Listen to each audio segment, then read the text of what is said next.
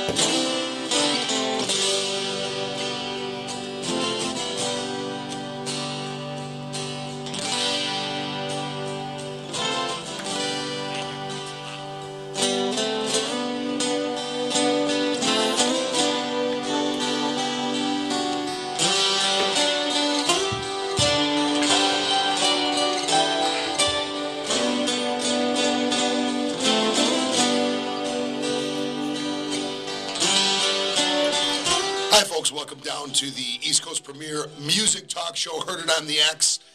Merry Christmas and Happy New Year to everyone out there. My name is Rich Rogenmoser. As always, the Dr. Josh Gerken. Coming in with a little Marky Chimes. Yeah, I was going to say Marky Chimes playing all the guitars on that you just told me. Yeah, that's something that was on Reverb Nation, a little local talent, Marky Chimes from Back to the Bars and the band Disco Duck. He's got it on Reverb Nation now. If you are a friend of mine on Facebook, Rich Rogenmoser on Facebook, it's there. If not, friend Marky Chimes, or I'm sure Back to the Bars. You can find us on Facebook at Heard It on the X radio show, if you want to friend us on Facebook too, and it'll be on there. Today's show is going to be a great show. We have Pete Evick is going to be joining us from the Bret Michaels Band. Pete is also from the band Evick. When Bret's on tour with his regular band, it's obviously Poison. When he's doing his solo stuff, he takes the band Evick out with him. And it becomes the Bret Michaels Band, obviously. When it's funny. Pete Evick is an Evick? Yeah. It's funny how that works out. Well, Eddie Van Halen ended up in Van Halen. That's crazy. It's weird. It is weird. It's funny how things work out these days. But the band's great, and Bret was just in town Thursday, and the band is phenomenal, and we'd like to get Pete on to be able to push some of his stuff. I want to thank Ross Catalano. I always call Ross Catalano. Because I'm from Evans. See, I call him Catalano because you call him Catalano. It's actually Catalino. Ross's last name is Catalino. It's the Catalino wine There's mixer. a whole Evans thing about the name Catalano. So it is. It's the Catalino wine mixer. Catalino wine mixer. And I want to thank John Hutchins over at Rapids Theater and Bret Michaels himself. We were guests of all of them at the Bret Michaels show. It was Thursday. And Kim Marie got to hang out with Bret for a while, and that was really cool. It was a great show. I missed it because I had a flat tire, which I almost missed today's show because of the same reason. My car is falling apart on me. You had to pick me up for today's show, but I digress. Continue. Yeah, you're brutal at automobile maintenance. We'll go into a whole show on this automobile maintenance and Joshua. The Bret Michaels show was a great show, but I have to say that this is a topic that I've talked about before on the show, that a lot of the free shows, especially the free shows in this area, and this is when I'm talking about it in the summer, nobody seems to care because there's so many free shows going on that they're just going to see the free show, right? Yeah, it's a blast. You really feel the effects of the free show in the winter. Because it's for legacy acts, and by that term I mean classic rock acts that you might see on the waterfront, or you might see at Art Park, or even that same classification of act. It's harder and harder to sell tickets for those acts because chances are you've either already seen them, you've already seen them on a coupled bill because they tour a lot, or you've seen them for free, and.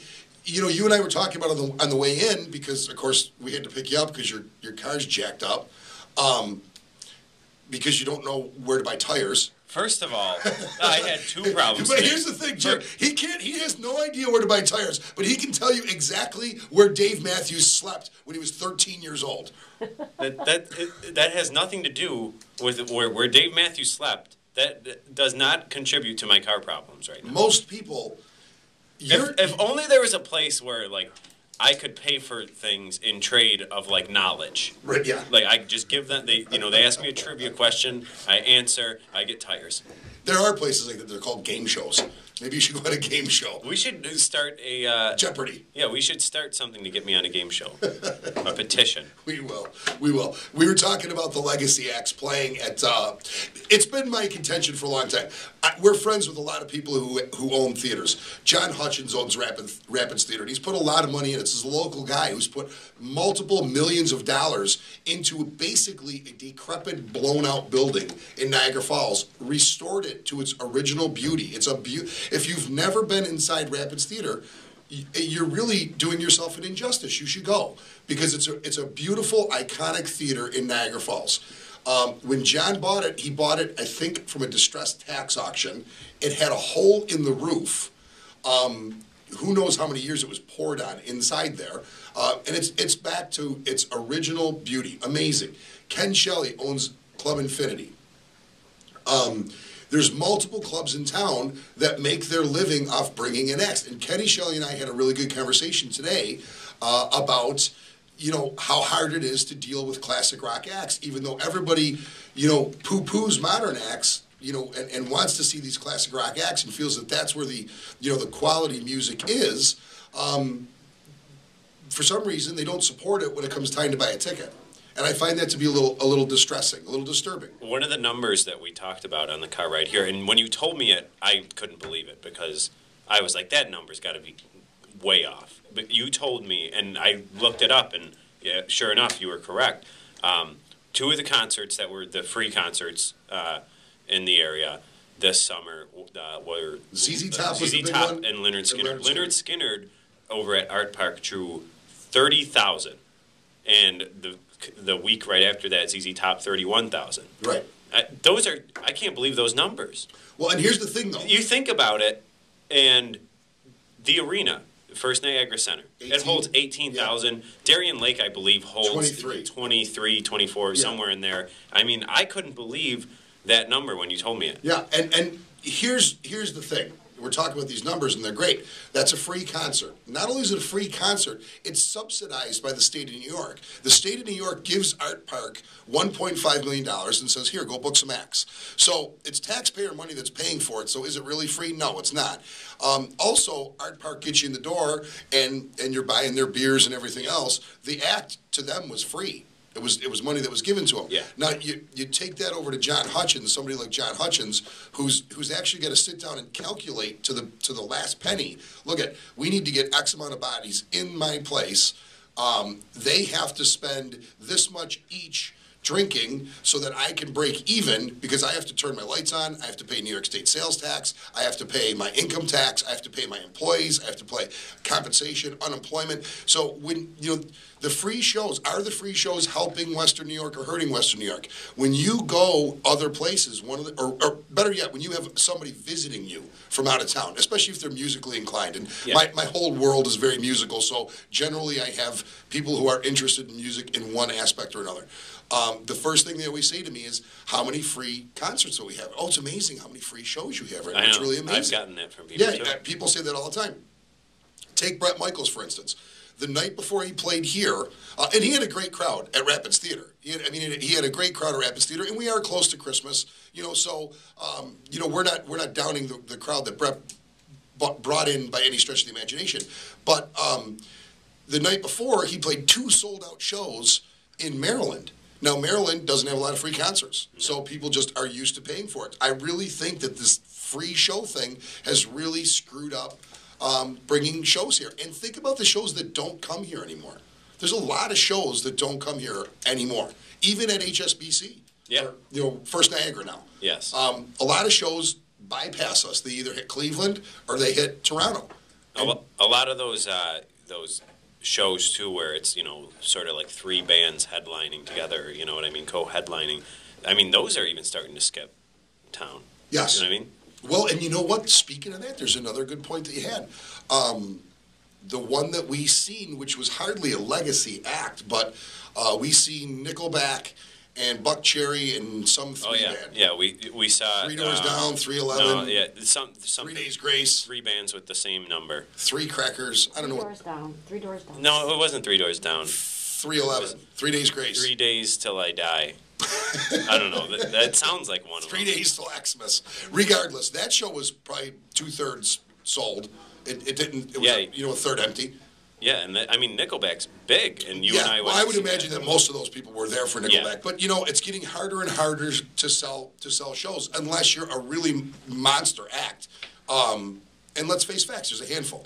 Yeah. There's a handful. There's the Lady Gaga's. Yeah, but Lady Gaga had trouble selling out. Here? On her tour, her whole tour. Well, the other thing is, this area, isn't going to dish out what Lady Gaga charges for tickets. I don't know if Buffalo was sold out or not, but when I seen Genesis a few years... Michael Bublé sold out. I've seen Genesis a few... And Kim Marie just had a... Kim Marie just gave a Michael Bublé reference. But that's a good point, because he sold out. Michael Bublé sold out. So, I guess people will spend on what they want to spend on.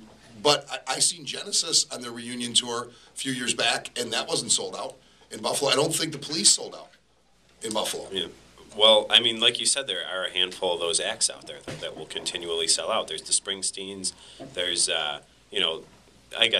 other than here, I think Lady Gaga, is a big draw. You don't think she has? I just read an article recently, and I can't tell you exactly where. Yes, she has huge numbers normally, but there was just an article, I believe, in Rolling Stone on the acts that were having trouble consistently creating sellouts, and she's been on tour for a while. Plus, the other thing about her is she hasn't. And we do this to artists all the time, right? They first come out with something that's kind of popular. Yeah. I think she recorded her second album on tour for the first album. They thrust greatness on them before it's actually deserved. So I don't fault her for trust me, financially she's doing just fine, and she's doing okay. But like you say, the acts that will consistently sell out are, Springsteen's going to sell out. Dave Matthews is going to sell out. The Stones, when they go on tour, is going to sell out. And the thing about those first 2 that you mentioned, Springsteen and Dave Matthews, they will. I was looking at rumored Springsteen dates. What was they haven't announced anything yet, but the rumors for the U.S. tour, and just off the back of my hand, I can name you how Dave Matthews normally tours. They will go into an area. Just take Buffalo for instance. Springsteen is probably going to hit Pittsburgh, Cleveland, Toronto, Buffalo, Albany, New York City. That surrounds one sort of centralized area. He's going to have no problem selling those out. Yeah, no. Same thing with Dave Matthews. He'll do 5 shows in the state of New York. He'll do 3 shows in the state of Ohio, 5 shows in Pennsylvania, 3 shows in New Jersey. In that tri-state area, alone they'll have 24 shows, and every single one will be sold out. It's interesting. We're kind of getting off on a tangent, but it's interesting too, the tours that have been announced, because Kim Marie and I were talking about it. Now Metallica just announced too.